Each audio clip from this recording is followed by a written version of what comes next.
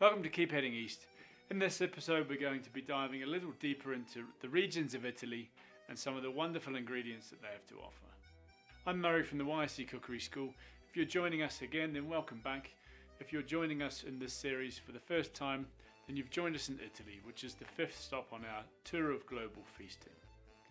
You can check out the main introduction to this series by clicking on the on-screen link in the cards. In the description below there's a link to our free PDF cookbook with all the dishes that we're cooking in this series, or if you prefer, a printed version is available as well. Now, Italy's really well known in general for its food. It's usually the first thing that comes to mind when we think about the Mediterranean country. But what is it about Italian cuisine that's so appealing? And why is it so much better when you actually have it in Italy? Actually, it boils down to the Italians' passionate discipline for simplicity, seasonality, and quality of their ingredients. Now, the heart of the Italian kitchen has to be home cooking. Very few Italians would have grown up without at least a little bit of appreciation for tasty home-cooked food. So at first glance, Italian food can seem a little bit straightforward. Most people would probably credit themselves with being able to knock up a pasta. But there are so many fine micro details that the Italian chef or housewife is armed with to take that simple pasta to a whole new level. The devil really is in the detail with Italian food. It's not complicated, but it's vital to understand that some of the finer principles of Italian cuisine, such as these micro details, will have an impact on every Italian dish that you cook.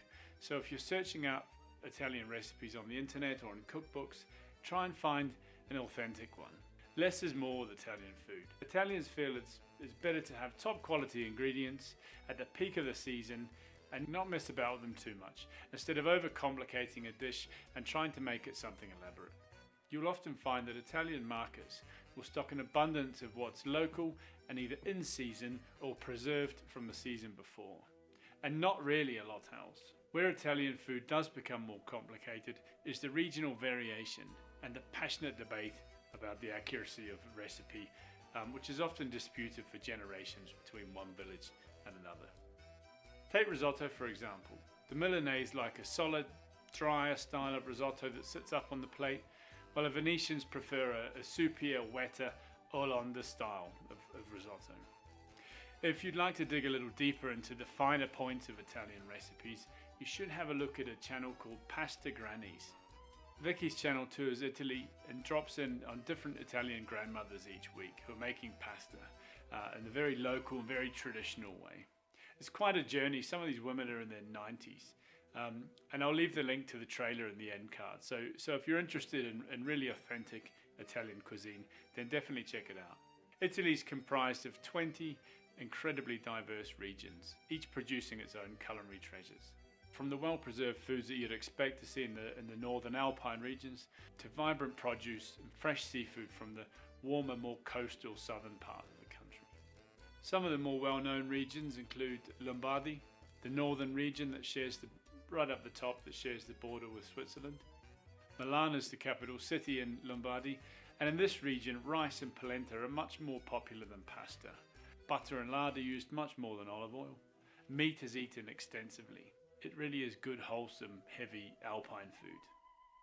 As with many Alpine regions, Lombardy is the home of some of Italy's most famous cheese, such as the really hard, firm Gran Padano, blue vein Gorgonzola, and the soft, ripe, stinky Taleggio.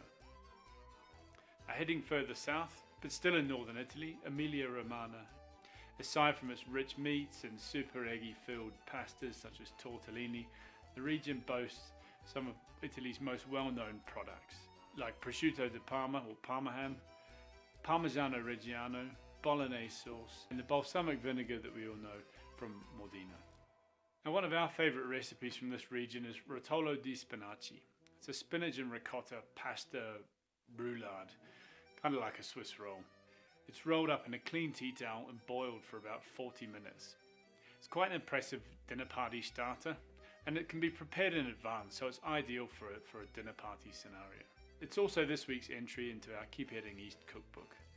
Tuscany is another well-known region, producing some of Italy's finest olive oils, sheep's milk cheese such as pecorino, which is the sheep's milk equivalent of Parmesan, and meat dishes like steak alla Florentina, named after its capital, Florence.